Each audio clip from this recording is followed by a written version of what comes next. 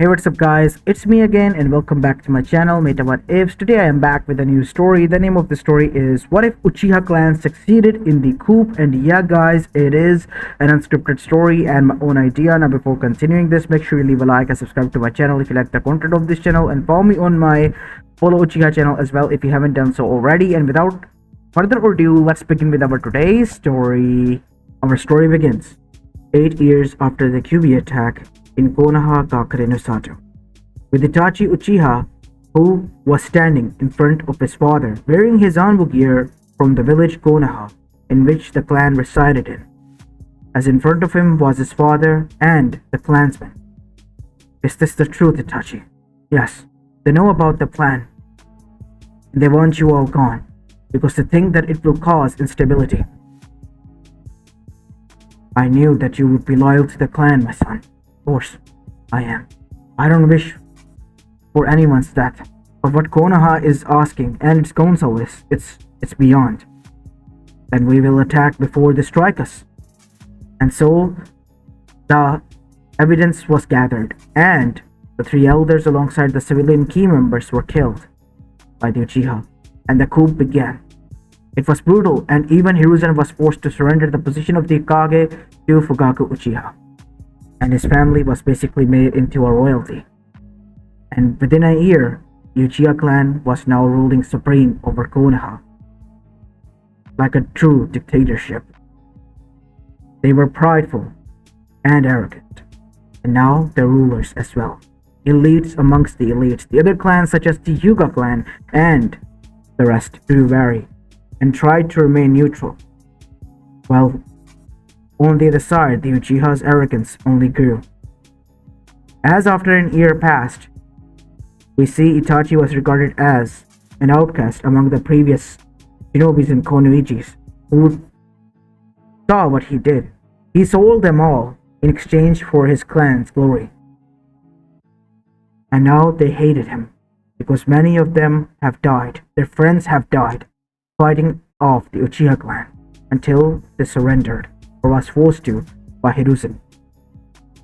Everything was now the way of the Uchiha, or execution. And in this manner, we see the Uchiha Council, which was the only council now guiding the Kage, which was Fugaku Uchiha, was talking about the next big step. What are we going to do about the Jinchuriki? We need an Uchiha Jinchuriki to make sure that the Uchiha clan is the one who remains in power. You're right. We have to find a way. Jiraiya is not found yet. He's still somewhere out there, hidden. We need to find him and bring him back. He is the only one who knows what Minato did with the child. Father, said Itachi, are you sure about this? Minato-sama was your friend. He was my friend. Yes. But now, I am the one who is in charge. He is dead in the past, and I have to watch over my clan and make sure that we rule supreme, and no coup happens. But father, he's their son, and he's just a little boy, similar to Sasuke's age. Why do you care about him? If the boy dies, he will meet his parents. His all pain will end. His suffering will end. And besides, Sasuke is showing great strength and chakra reserves. He will be more than capable enough of holding the Biju. Our medics say so itself. You don't understand, father. This is dangerous. Do not worry. I have sent for the child. He will be kept in a prison. Prison? What did the child do, father? Nothing. But it's still dangerous to keep him out. After all, he is a prankster. And that can lead to his death, because we do not tolerate pranks and this mediocrity. For his own safety, I'm keeping him there. It's insane. As now we see, Itachi returned from there. As he was walking the streets, people glared at him, but looked down. The Uchiha police was patrolling everywhere. The Anbus that were once loyal to Konoha were now distant. They have resigned, and the Uchiha forces were the ones to fill in their shoes. Konoha's numbers have dwindled. Many of them have left already. Some of them who have stayed because it was their home, now worked as a civilian. As he bumped into someone. Sorry, Uchiha-sama, I did not see you there. It was Kakashi, his senpai. You don't need to say that to me, senpai. I'm afraid I have to. I do not wish to be executed because of disrespect to Uchiha. With that being said, Kakashi left. Itachi realized at that moment, maybe the elders were right. The curse of hatred, which runs deep in Uchiha clan, it was going to lead to this. And so he arrived towards the man who was home imprisoned. That was none other than Hiruzen Sarutobi. What do you want, young Uchiha? Lord, I'm just Hiruzen, an old man. I know I made a mistake, Hiruzen-sama. A mistake that costed a lot. Your clan has gone drunk on its power. There was a reason why the second Hokage kept them in check. Because your clan would go insane if it got too much power like Madara did. Your father and family and the rest of the clan is now like that. They have captured Naruto. Hiruzen froze. Why? On what basis? That boy is innocent. They want to take the Biji from him and seal it within my little brother. I don't want that, because I know only an Uzumaki, because you said so, is capable of holding the Nine Tails. Naruto will die if the Biji is ripped out of him. They are looking for Jiraiya-sama. They think that this way, the Jiraiya would emerge. He won't. Because he knows that as long as he's not there, Naruto won't be hurt. You're sadly mistaken. As now we see, Naruto was tortured. Unfortunately, because the Uchiha clan saw through the ploy. He was tortured brutally and badly, and was now made into a plaything of the Uchiha's children, led by Sasuke himself, beating him and cursing at him. Sasuke was high on air, arrogant as ever, as Naruto was beaten each and every day, hunted like a wild animal, impaled with arrows, and in the end healed to the point that he would survive. His wounds closed, but still the pain remained. As Naruto was growing resentful and hateful. Hateful towards the village who did this to him, and hateful towards Uchiha clan. His blood boiled to no end. But what could he do? He did not even knew a single jutsu, and he was kept here in a prison cell. But that is when he found him. Yubi no Yoko, whose rage matched his when it came to Uchiha clan. The Uchihas forgot one thing, and one thing crucial. They left Naruto free without any chakra suppressors because they were arrogant and thought that Naruto was weak and they could take care of him. Forgetting that the Biju within was not weak, and if he convinces somehow to Naruto that they need to work together, all hell will break loose. While this being connected with Naruto, it began to talk, it began to coax him, it began to tell him that they can work together. At first Naruto tried to resist, because the hatred, he knew it would burn him to the ground. But the Uchiha clan, they were pushing for it. The only one who cared was Itachi, or Mikoto Uchiha, who was his best friend to Kushina, whose son was being tortured by her own husband and son. He revealed everything to Naruto out of guilt one day. I trusted you. My parents trusted you, said Naruto, as his rage began to increase. The people he thought were kind, the people he thought could be trusted, were the ones who already betrayed his parents. Mikoto being guilt-ridden left. Naruto was beaten because he disrespected the lady, the whole village. Sasuke was the one who was beating him as he was tied to a post. You insulted my mother, you son of a bitch. Your whore of a mother died, and so did your bastard of a father. You will meet them soon. I'm gonna make sure it's just painful. I have my own fun. Kid, you can do this. Fine. Burn them. Burn them all. Suddenly, a huge burst of chakra erupted.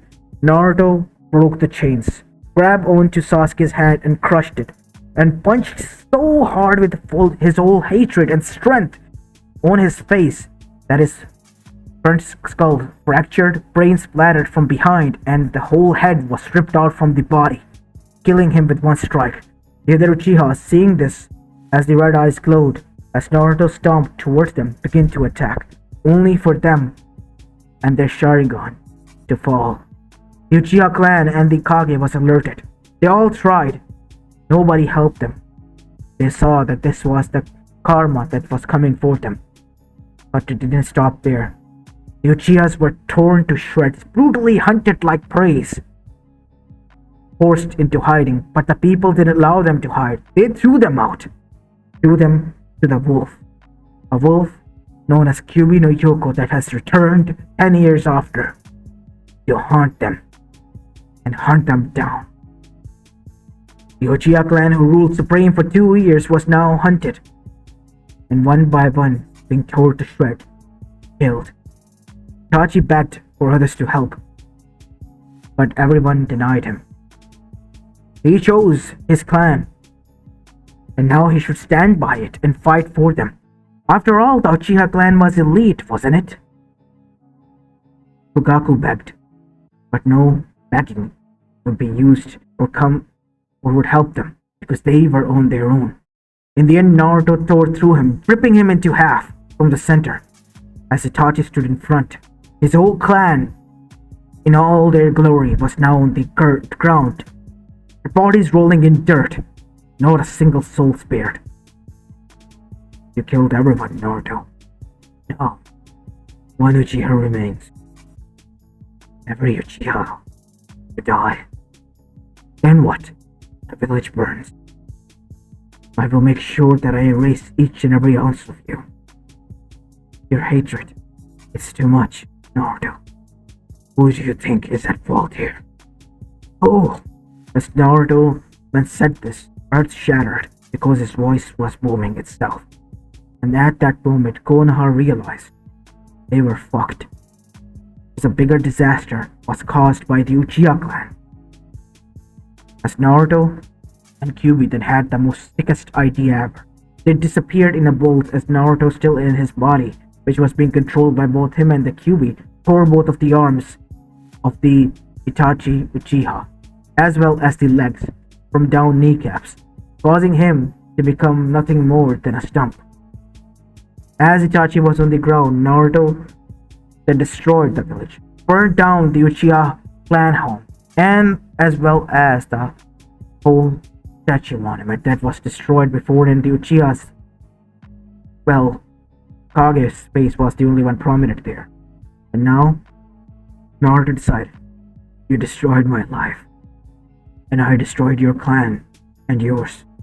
Now pay for it with the rest of your life, Itachi. You made your choice. Now pay for its consequences. As Naruto wasn't done yet, he was so broken and sick in the head that he knew that he had to make the Uchiha clan pay. So, he used the Shinigami skull. He hunted down the others. He didn't care, innocent or not. He sold their souls to Shinigami and revived them, and then hunted them again. And then the cycle continued, again and again and again, until the elemental nations realized that the Naruto's Uchiha's vendetta was crossing the line. Many of them were dying out for them. The Uchihas were traumatized. They felt more and more pain, agonizing pain each and every time when this happened. Even the Akatsuki tried, and they failed, because they realized that this was rage personified of two beings that were broken beyond anything, and a hatred infused so much so that they doesn't care if the world burns or not, because they are going to burn the Uchiha clan to the ground. And Itachi was forced to watch each and every time as his family and clan were killed, murdered in the most brutalist way. possible each and every time they were revived. He was broken, broken beyond anything. So much so that he was mind dead. He was alive, but there was no soul left, no fighting spirit. Konoha was scared, and so was the rest of the elemental nation. The minor villages that were packed with people were now barren. The bandits as well as the criminals, they were eradicated. Even someone like Orochimaru and Akatsuki. Not a single soul was spared. Only 2 souls were then resonated, just to make sure that he calmed down. His parents. But Naruto beat up his father.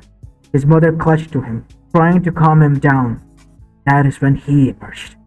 The one who calmed this deadly storm that was released by the Uchiha clan. And that was none other than the sage. You disrupted the lives and death cycle, Naruto. This was not what we have intended and in mind for you.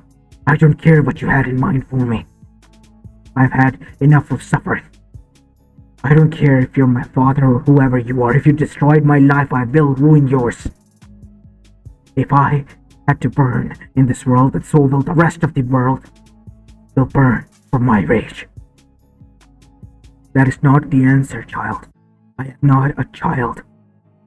I am not some gullible child that you can... Naruto was panting heavily as his eyes turned red. Kurama, calm down, son. I know you are enraged, but... I am doing nothing, father, said a voice from within Naruto. It's his own rage. It's too much. Even far beyond mine. What do you want, Naruto? Want Sasuke Uchiha? Him to die each and every second of his life by my hands. Done. He and the rest of the Uchiha clan will suffer in the afterlife. I will have to witness it myself. For that you have to die. No. Some other way. As after thinking for a moment, Hagoromo then said, you will see the visions of their torture in your dreams. That satisfy your lust. Yes. Good. And just to make sure that you stay grounded, we have decided to revive your mother. The only person that can keep you sane. Good, I don't want to see that bastard's face anyways. He said, talking about Minato, his own father. And as for Kurama, I am taking my son. And so, in exchange for Kurama, Kushina returned. As she hugged her son, who cried, as Kushina cried alongside her. You suffered enough, my son. You burned this world with your rage and suffering. Enough. Just stop. They tortured me. They hated me. And for what? I didn't do anything to them. I was used and abused by them. They even wanted to kill me. You took your revenge. Not once, but 50 times, Naruto. And now they suffer eternally. It's over. It's done, my son. Uchiha and their coup and their plan to dominate has been ended by you. The elemental nation is afraid and won't try to pull something like that. All the threats that were ever there out there, you already killed them in your lust for revenge. It's time you focus on healing, son. You and I both. And so Kushina took Naruto and moved far away. Naruto started to begin his life. But whenever someone tried to as much as look towards his mother the wrong way, the man's body would be found the next day. Because even if the storm was calmed, it was still a storm, waiting to awake again. And the world prayed that it stayed calmed, because if it was ever to be awakened, all hell will break loose. And as promised, each and every night, Naruto would see the visions of Sasuke Uchiha being ripped with hooks attached to his skin, as each and every which of his bone was shattered, as he screamed in agony and forgiveness to Naruto, alongside the rest of the Uchiha clan, burning in hell, suffering extreme levels of tortures, just like they did to him. And Naruto, he didn't care one bit. Not one bit at all.